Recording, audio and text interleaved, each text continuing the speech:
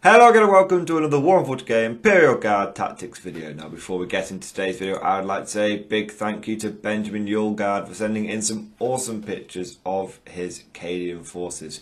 I really like this paint scheme. It's a bit of a brighter take on the classic Cadian one, a bit of a brighter green and a brighter tan, but I think overall it just looks really good. And I just really like all the models in here, especially that shadow sword and the little names on the bases, all just looks really good. So thank you for sending these pictures in, Benjamin. If anyone else has got any pictures that want to use my videos, please post them on my Facebook page. There will be a link down in the description below. So let's get into today's video. Now many of you will know what this video is about if you have read the title, although I do understand that some of you absolutely scream with girlish excitement when another Morning Glory video pops onto your feed and you just click it without even reading the title. I get it.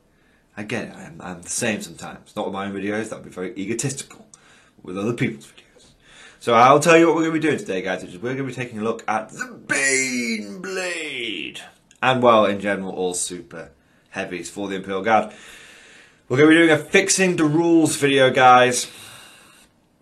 Probably one of the most important Fixing the Rules videos. Leman Russes, they're a bit crap, but they can still work. Infantry Squad's same, Foxcat's the same, Command Squad's same. But one thing that quite simply does not work is the Imperial Guard Baneblade, or, General Super Heavies. And for those of you that don't know why I'm saying Baneblade in such a weird voice, go and play Dawn of War 2. It's an old game, but it's a gold game. Anyway. So the problem with the Baneblade, not quite as good that time, the problem with the Imperial Guard Super Heavies is that they don't work. They simply don't work. And what do I mean by that? Obviously they have rules and they can roll dice and things can happen. Functionally, technically, they work, right? They have rules and they can operate within the parameters of the game. But from a point of view of, do they actually do anything? Do they live? Do they fulfill a decent battlefield role? Are they any good? Are they a big pile of shit? All of these things, well, to answer the first most of those questions is no, they don't do anything of those things. And are they a big pile of shit? The answer is yes. They're awesome models. I love them. I have 3 of them, not because I have, walk on gold-plated underpants, but because I got all of them on a fantastic deal. I actually got all 3 for the price of one Baneblade these days. So keep an eye out for those people who are getting rid of their guard models when they think they're rubbish, guys. Beyblades haven't been good for a long time, so you can often find people selling them for cheap. But the point is that I have 3 Baneblades and I love them. And I don't know anyone, whether they are a guard player or not a guard player, who looks at a Baneblade and goes, that isn't awesome. But the problem is that they're a bit of a trap. People, as Admiral Akbar says, it's a trap. And people buy them and then they use them and then they just die and they die and they die and they die. And it's just like, why is this awesome model? Why does it not feel very durable? And that's the main problem with the Baneblade. All jokes aside, the main problem with the Baneblade is it simply isn't durable enough. Now I would argue that the Baneblade has absolutely fine firepower. In terms of number of dice being rolled, in terms of damage output, it can do better than, it can do better than an Imperial Knight, which is quite interesting because we've got those 2 stood next to us on this picture, next to each other on this picture. I mean, if you look at what an Imperial Knight, it can, you can get a Gatling cannon on that thing. Fair enough. That's 12 shots. You can get a battle cannon on that thing. Fair enough. That's 2d6. And then you've got your little heavy stub and your missile pod on top. Fair enough. So, a decent array of shots. Probably about 20 shots coming from a knight, on average. Probably about, 20, 25.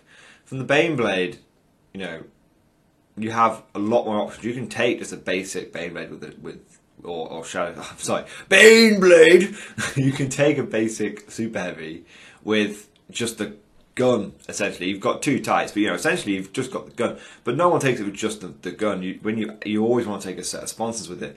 And if you take 1 set of sponsons, you're getting 18 heavy bolter shots. They're all damage 2 now. You throw on the autocannon for your basic Baneblade, and that's 20 damage 2 shots. You then got a demolisher cannon on that, 2 las cannons on top of that, and that's all the supplementary firepower. So before you even get to the main Baneblade cannon, or Baneblade cannon, you have got about 30 shots. And then the Baneblade cannon comes in, and that's with a 3d6, which is with a 10 shot. So a Beyblade can put out between 35 and 40 shots, which is, 10 to 15 more shots on average, roughly, than Imperial Knight. Don't forget you can chuck a heavy stubber on there as well. So firepower's not a problem. In fact, now, thanks to the change to heavy bolters, the minimum damage that any of your Baneblade weapons do is 2. Sorry, Baneblade weapons do is 2. So that's really good. So firepower's not the problem. The problem is durability. Okay, if I was to fix the rules for the Baneblade, I would focus on making it more durable. First thing that needs to be done, without a shadow of a doubt, it needs 2+ save. Okay, that's what it needs. It needs 2+ save. It's ridiculous that this thing has less armor save than a Land Raider.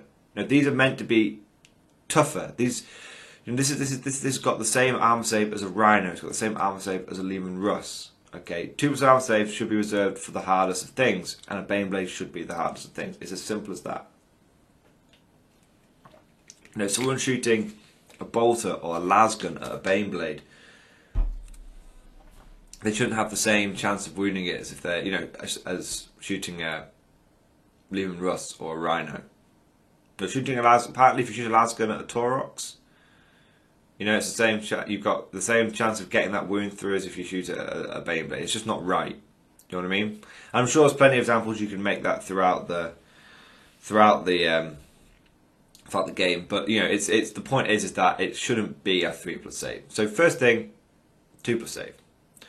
Second thing, and this is where it gets a bit interesting. I would give it 3 additional rules. First, I'd give it a 2+ save first off. The second thing I would do is I would give it a shrug. Okay, this thing is plates upon plates of ceramite or just adamantium armor. It is thick, but not only that, is it's well known in if you listen to some of the Baneblade books and the Shadow Sword books. Sorry, Baneblade books and Shadow Sword books. That they have the Baneblade can be compartmentalized. So it is compartmentalized, I should say. So if one section fails or there's radiating, they can just shut it off, but the tank can keep running. And they can lose whole sections, but the tank can keep running pretty effectively.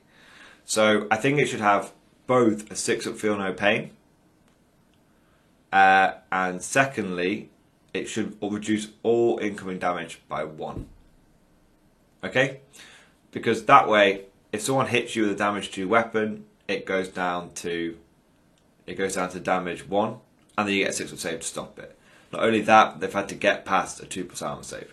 Now, the reason I would combine all of those things is because I don't think the Baneblade should get an invulnerable save. I don't think it should. Invulnerable saves tend to represent things like lightning fast, ability to dodge bullets, or some sort of energy shield. And Baneblades don't have an energy shield, and I don't think they can be doing the old Matrix and bending over backwards and having bullets whiz over the top of them. I don't think they can quite do that. I mean, I know we've all seen Dawn of War 3, and Terminators can do backflips, but I'm not sure that Baneblades can do a backflip.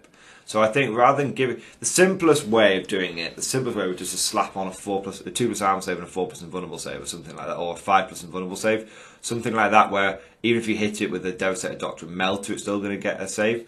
That's actually the simplest thing. But I don't think it should necessarily have that, because I don't feel like it should have an invulnerable save. But I'm open to either. If Games Workshop went, right, it goes up to 2+, and to represent all this compartmentalization and thick armor, it gets 5+ invuln. I'd be like, okay, I'll take that. That would be fine. I understand the simplicity of doing it that way. And keeping things simple is the Guard way, so I'd be okay with that.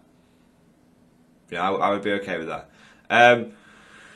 But like I said, having a 5+ or 6+ feel no pain, combine that with reduced damage by 1, I think would be another good way of representing it. I'm open to both. But that is really, that's where I would focus on the Baneblade. I would increase its durability. I think its firepower is generally fine. What do you guys think? please let me know down in the comment section below, how would you come up with ways to increase the durability of the Baneblade? Something that allows it to not die in one turn, or at the very least helps that reduce from happening. I would avoid something like the Ghazghkull rule, because it's a Baneblade, you know, like, if you can't have it, you know, you can't have it only taking 4 wounds a turn. That would be crazy. But maybe there could be something where it can only take 12 wounds. It's got 26 wounds. It can only take 13 wounds in one phase. So that could be one way of doing it. So it is possible to kill it in one turn, but more than likely it's not. Yeah, I'm not sure. Yeah, that's an idea as well. That's an idea as well. I think first and foremost, you've got to give it a 2+ save. After that, you can choose between the reduced damage, feel no pain, simple invulnerable save, or the you know, can only take so many wounds per phase rule. It needs one of those 3. I don't really mind which one it gets, to be honest. It just needs one of those 3. Anyway, guys, I hope you've enjoyed this video. Please come up with all your ideas down in the comment section below. Let me know what you think. And of course, I'll see you guys next time.